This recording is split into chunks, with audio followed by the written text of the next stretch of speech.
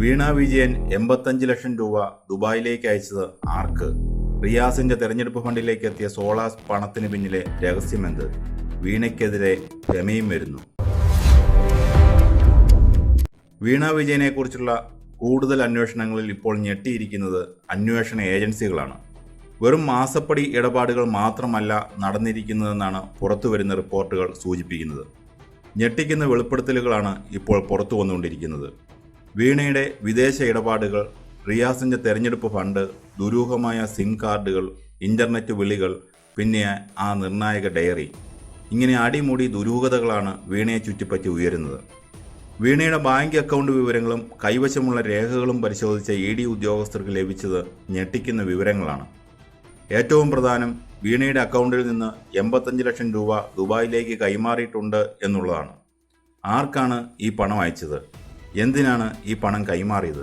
ഇതിനൊന്നും വ്യക്തമായ ഉത്തരം ഇതുവരെ ലഭിച്ചിട്ടില്ല. വിദേശത്തേക്ക് ഇത്രയും വലിയ തുക പോകുമ്പോൾ അതിന് കൃത്യമായി റിസർവ് ബാങ്ക് അനുമതിയും വ്യക്തമായ കാരണവും വേണം. എന്നാൽ ഈ ഇടപാടിൽ അടിമുടി ദുരൂഹതയാണെന്നാണ് ED പറയുന്നത്. അവിടെയും തീർന്നില്ല. വീണയുടെ ഡയറി EDയുടെ കൈകളിൽ എത്തിയതോടെയാണ് കഥ അപ്പാടെ മാറിയത്. ഈ ഡയറിയിൽ വലിയ തുകകളുടെ കൈമാറ്റങ്ങൾ കുറിച്ചിട്ടുണ്ട്. പല പ്രമുഖരുടെയും പേരുകളും സ്ഥാപനങ്ങളുടെ പേരുകളും ഇതിലുണ്ട്.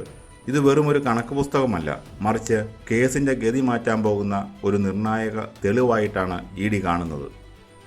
പണം പോയ വഴിയെക്കുറിച്ചുള്ള അന്വേഷണം EDയെ കൊണ്ടുചെന്ന് എത്തിച്ചത് മുഹമ്മദ് റിയാസിൻ്റെ തെരഞ്ഞെടുപ്പ് ഫണ്ടിലേക്കാണ്. അന്വേഷണത്തിൽ കണ്ടത് റിയാസിൻ്റെ സുഹൃത്തിൻ്റെ സ്ഥാപനമായ സോളാസ് എന്ന കമ്പനിയെക്കുറിച്ചാണ്. വീണയുടെ അക്കൗണ്ടിൽ നിന്ന് സോളാസിലേക്ക് പണം ഒഴുകി. പിന്നീട് ഈ സോളാസ് വഴിയാണ് റിയാസിൻ്റെ തെരഞ്ഞെടുപ്പ് ഫണ്ടിലേക്ക് പണം എത്തിയത് എന്നാണ് സംശയിക്കുന്നത്. ഇത് വെറും ഒരു സഹായമാണോ അതോ പണം വെളുപ്പിക്കലാണോ എന്ന കാര്യത്തിൽ കൂടുതൽ അന്വേഷണം നടക്കുകയാണ്. ഇതുകൂടാതെ ഒരു സിം കാർഡിനെ കുറിച്ചുള്ള വിവരങ്ങളും അന്വേഷണത്തിൽ പുറത്തു വന്നിട്ടുണ്ട്. റിയാസിൻ്റെ സുഹൃത്തും പാർട്ടി പ്രവർത്തകനുമായ നന്ദുലാലിൻ്റെ പേരിൽ ഒരു സിം എടുത്തു. ഇൻ്റർനെറ്റ് കോളിങ്ങിനായി മാത്രമാണ് ഈ സിം ഉപയോഗിച്ചതെന്നാണ് സംശയിക്കുന്നത്.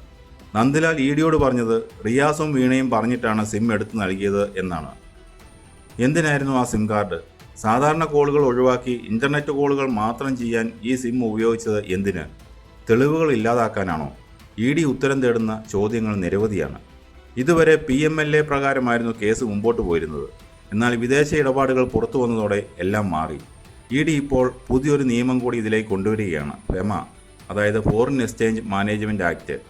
വിദേശത്തേക്ക് അയച്ച 85 ലക്ഷം രൂപ, വിദേശത്തു നിന്നും വന്നേക്കാവുന്ന ഫണ്ടുകൾ, കൃത്യമായ രേഖകളില്ലാത്ത ട്രാൻസാക്ഷനുകൾ എന്നിങ്ങനെ വിദേശ നാണ്യ ചട്ടലംഘനം നടന്നിട്ടുണ്ടെന്ന് ED ഉറച്ചു വിശ്വസിക്കാൻ കാരണങ്ങളേറെയുണ്ട്. FEMA നിയമപ്രകാരം കേസെടുത്താൽ അന്വേഷണം ഇന്ത്യക്ക് പുറത്തേക്കും വ്യാപിപ്പിക്കാം.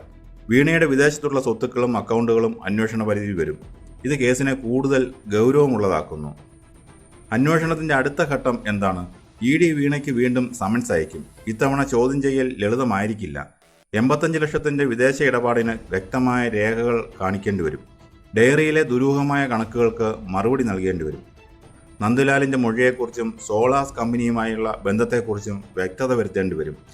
ഒരുപക്ഷെ മറുപടികൾ തൃപ്തികരമല്ലെങ്കിൽ EDക്ക് കടുത്ത നടപടികളിലേക്ക് കടക്കാം.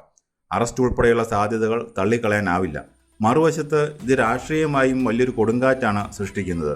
തെരഞ്ഞെടുപ്പ് ഫണ്ടിലേക്ക് ഈ പണം എത്തിയിട്ടുണ്ടെങ്കിൽ അത് CPMന് വലിയ തിരിച്ചടിയാകും. ചുരുക്കത്തിൽ, വീണയുടെ ബിസിനസ് ഇടപാടുകൾ വെറും ഒരു കമ്പനിക്ക് നൽകിയ സേവനങ്ങളും അതിൻ്റെ പ്രതിഫലവും മാത്രമായിരുന്നില്ല, മറിച്ച് വലിയൊരു സാമ്പത്തിക ശൃംഖലയുടെ ഭാഗമായിരുന്നോ എന്ന സംശയത്തിലാണ് കേന്ദ്ര ഏജൻസികൾ. ഡയറിയിലെ രഹസ്യങ്ങൾ ഇനിയും പുറത്തു വരാനുണ്ട്. 85 ലക്ഷം രൂപ ദുബായിൽ ആരുടെ കയ്യിലെത്തിയെന്ന് ED കണ്ടെത്തേണ്ടതുണ്ട്.